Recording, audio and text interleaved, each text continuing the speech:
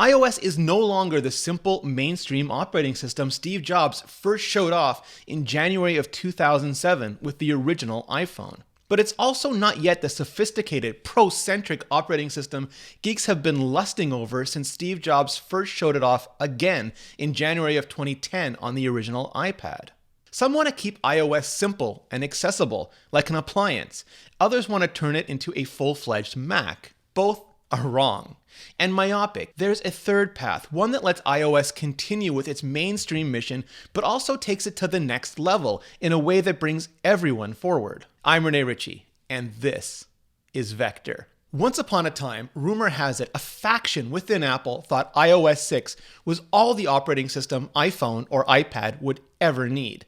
That the object permanence of icon grids was the only way to home screen, the escape hatch of the home button the only way to eliminate in-app anxiety, photorealistic shelves and pool tables the only way to provide context and affordance, and features like AirDrop just too damn complicated and confusing to ever ship. This thinking was rooted in a genuine desire to keep iPhone and iPad accessible to everyone, not just the existing computer elites. But you can't give fire to the masses and then not let them barbecue. That was the fatal flaw that not only held iOS back, but that let Android become compelling faster, sooner than might otherwise have been possible. Now, there continues to be a point of view that the best and easiest way to evolve iOS is to simply turn it into the Mac.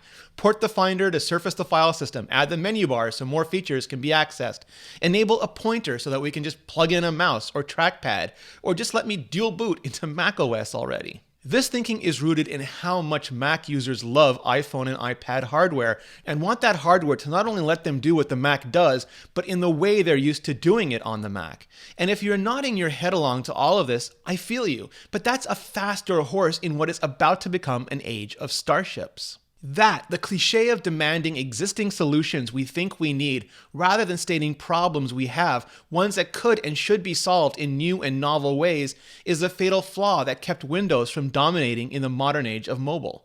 Apple has made major foundational changes to iOS before, multitasking both original and improved, continuity and especially extensibility, Apple file system and Swift, multi-window and drag and drop, proactivity and shortcuts, all based on what came before, but also reimagined for what has to come next.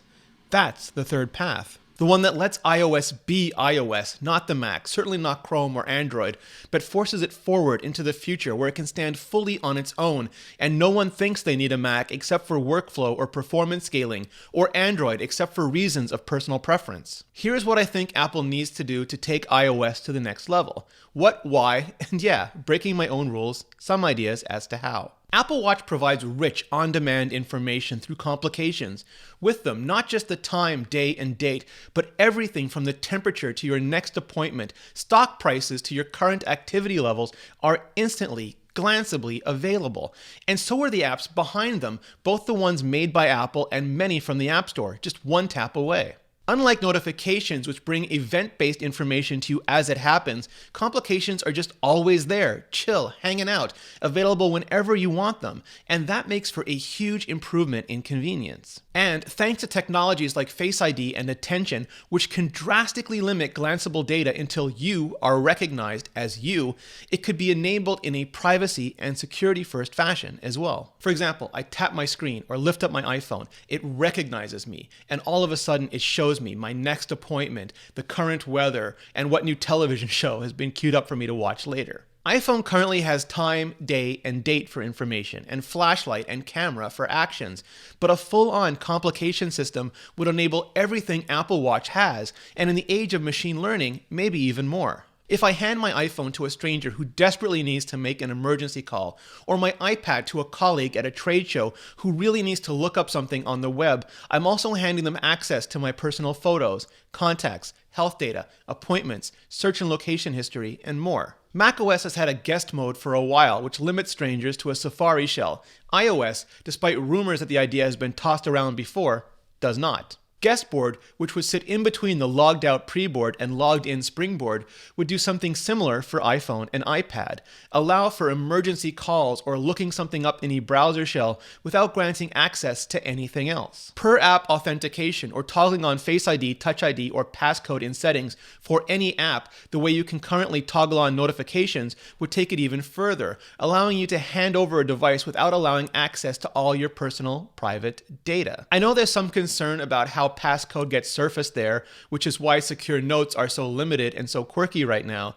But for a company as focused on security and privacy as Apple, figuring out that level of security and privacy on a per-app basis should be a priority. Everyone wants a new home screen, and it stands to reason. The home screen we have now has been around since the early days of graphical computing, but very few seem to have concrete ideas about what it should be. The existing home screen was always meant as a portal, not a destination. You never use the home screen. You simply tap on one of the icons, which is always right where you've become habituated to finding it, and then you're gone and into the apps. That's why widgets are on the Today view, not clogging up the portal, but only ever one swipe in and out from the lock screen, home screen, or while using any app. As apps grew beyond a single screen or average cognitive load, Apple added Spotlight search and suggested apps, but those were also hidden a swipe away, even though they weren't clogs at all, but the opposite, accelerators. One day, Siri and other assistants will let us call down arbitrary functionality when and as needed, even if we don't have apps installed. That feature's been clear since Apple launched extensibility and started breaking down binary app blobs in iOS 8. For now, something that grades from the relevance of recommended apps on top to the permanence of the dock on the bottom, or vice versa when the ML game gets really tight, and on iPad maybe emphasizes workspaces, mission control style over apps would be a good start. Everybody wants dark mode, until they get it.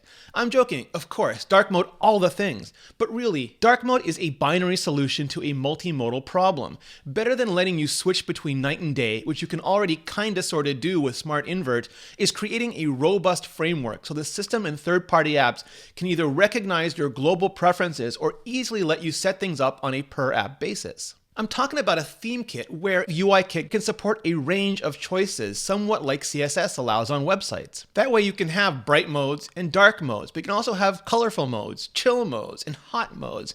And they could apply to any app that uses the default controllers, but also let any app implement and offer its own themes in a standardized, consistent, classy way. Same with fonts. Adobe Photoshop is about to ship for iOS without any system-wide support for typefaces. They'll pull their own typekit stuff down from the cloud, no doubt, but that only starts to solve the problem for them, not for us. FontKit, system-level and system-wide, from the company that prided itself on the Mac's beautiful faces and type handling at launch. What could be more natural? I've said numerous times already that I think SIRIOS is the future and will ultimately solve a lot of other problems I'm delineating here, but not all of them. We'll still need visual, even tactile interfaces as part of and alongside our assistants. And yeah, Siri still has a ton of problems that Apple needs to solve, but I've already made several videos on those, so rather than regurgitating them all here, I'll link to them in the description below. If you use anything but the built-in iOS apps, you effectively become a second-class iOS citizen. Install Outlook or Chrome or Fantastical, and tapping on external links will still take you to the built-in apps. Apple does let you set default ways to message or call contacts, and internet giants like Google have hacked ways to move between their own apps, but none of that is as simple or as smooth or as universal as proper default apps. Now, there's a lot to consider here, including how embedded mail and web views work inside other apps, and how Siri, for example, sends emails or searches the web. Apple has solved for some of that in some apps, for example, Calendar and Contacts, by creating universal databases all other apps can write to and read from, but that won't work in every app. I know some people think Apple will never allow default apps to be changed on iOS because they don't think they can compete with apps by the likes of Google. But Google makes great services. They don't really make great apps. Some people are going to need to use things like Outlook for work. Others will prefer Fantastical for functionality or design. But having to compete for default app status will only force Apple to make their own apps better and faster, and to use everything from machine learning to take away all the drudge work and heavy lifting to privacy that prevents your data from being abused by big internet. So beyond any lock-in, it becomes a real win for everyone. Apple introduced multi-window for iPad in iOS 9, but while iPhone got the foundations of drag and drop in iOS 11, it still doesn't offer you the ability to interact with more than one app at the same time. Not side by side or multi-layered like the big iPad screen allows, but at least 2 apps stacked top and bottom when useful. I've said this before, but human brains aren't great at context switching. We too easily lose our train of thought. Having 2 apps available at the same time and being able to drag and drop or copy or just reference between them doesn't just double productivity, it force multiplies it. It's funny, everyone wants a touchscreen Mac, but they also want a mouse or trackpad on iPad so they don't have to touch the touchscreen. Whether you choose to see that as people being capricious or contradictory, or as options being important and context being king, probably reveals a lot about how you see the future of these products. Again, humans aren't great at context switching, so if you're using an external keyboard, it's simply more efficient to keep your hands there and use arrow keys and a trackpad to navigate. In other words, if you're using your iPad like a MacBook, it's most efficient to use it like a MacBook. The concept of a pointer would need to be added to iOS, beyond the cursor, beyond Focus UI on Apple TV. But hey, if Apple ever intends to ship an ARM-based, iOS-fronted iBook, it'll almost certainly need that anyway. Switching iPad Pro to USB-C opened it up to all sorts of external accessories, from displays to instruments and more. But not all of them. External storage, for example, doesn't just work. You can't simply plug in a drive and have files.app recognize it. You have to find a specific app that supports it. Adding external storage support to files is an obvious solution, but not a complete one. And porting over Finder is just as incomplete and worse, regressive. There will always be more and new accessories, and waiting for iOS updates to add support for them just doesn't scale, unless and until iOS becomes a service that simply streams updated bits all the time, like Chrome. But if that's even on the horizon, it's not on this planet's horizon, at least not yet. Instead, something like driver extensions, where vendors could bundle drivers into a safe, secure, privacy-respecting app that could persist and work at the system level, could scale almost infinitely. And not just in a way that serves tech media and its echo chamber of complaints, but in a way that serves artists and craftspeople and scientists and technicians, and ultimately serves iPhone and iPad by allowing it to grow even beyond what Apple provides. Now, I focused on big, architectural, potentially transformative new features here. A couple weeks ago, I mentioned other stuff like night vision for the camera and pencil support for the iPhone. Over the years, I've also mentioned AR and Maps, contact level VIP, Xcode for iPad, turning iCloud photos into a privacy-first Instagram replacement, and the list goes on and on. We might see some of this in iOS 13, but that started getting roughed out back when iOS 12 shipped and has long since been tightened down for the WWDC beta this June. That's why this isn't about now, it's about next, the near future, but the future nonetheless, and getting iOS ready for it. Here's where you come in. Hit like, hit subscribe, maybe go nuts and share this with a friend or 10, but then hit up the comments below and let me know what you think. What does Apple have to do to make iOS the absolute best? And thank you so much for watching. We believe that iPad is the perfect expression of the future of personal computing.